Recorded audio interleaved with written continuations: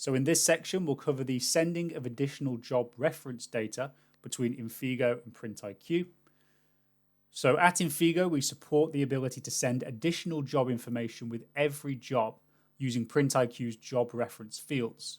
So in this part of the tutorial, we'll demonstrate how to set up the mapping so this data can be exchanged. I'm going to start off by going to our Connect plugins area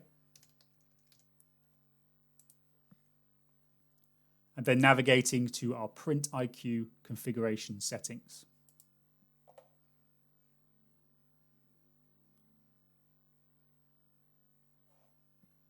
I'm going to scroll down the screen until I reach our data mapping section, and you'll see we have a couple of fields here where we have reference fields that are mentioned. The first thing I'm going to do is say that I want to send additional reference fields. So if I do want to send additional data, I need to make sure that this is checked on. And then to specify what those references are in the data we're sending over, I need to click on Add New Item. When you click on that icon, you'll be presented with a couple of inputs. The key, that is the name of the job reference field as it appears in PrintIQ exactly. And then value, which you should populate as an Infigo placeholder to build up the value you want to be passed.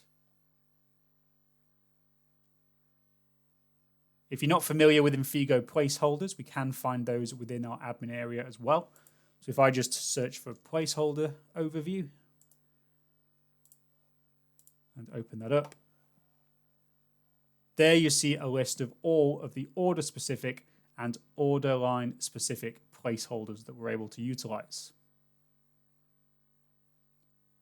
So order specific placeholders are officially supported for things like invoices and packing slips, so which are at an order context.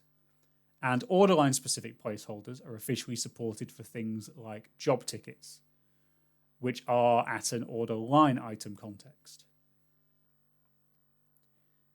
In terms of the information that we need to pass over to our PrintIQ integration settings, so if you locate a placeholder that you want to utilize, in our case, I might go to our ordered product line and then maybe custom name. That provides us with a little bit of information here as to what we might expect. So it's giving us just a sentence or two to tell us what that information actually is, and then it will give us the placeholder text that we need to take to another area of the software to use. So all we're going to do is click on copy, take this back over to our integration settings, and then put that in the value field.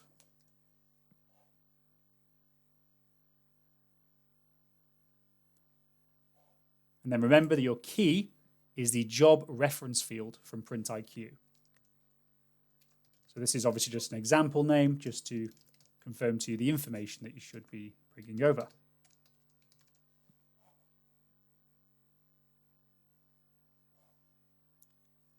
Click on Save to store that information, but also make sure that you hit Save at the top of the page to confirm the whole page settings. It's worth remembering that you can add as many of these fields as you like. You're not just limited to one. So let's take a quick look at how we'd actually find the relevant key, so the actual job reference within PrintIQ itself. So if I just change window to our PrintIQ account that we have available, all I need to do to get to these, and remember that we can only send job reference data from Infigo to PrintIQ. I'm going to go to the search box within PrintIQ and search for references, and then go to the references page. Now there's loads of different reference types. Again, we're just looking at job references, so I can change to the job reference section. And then it's simply a case of taking the reference name and then pasting that into Infigo.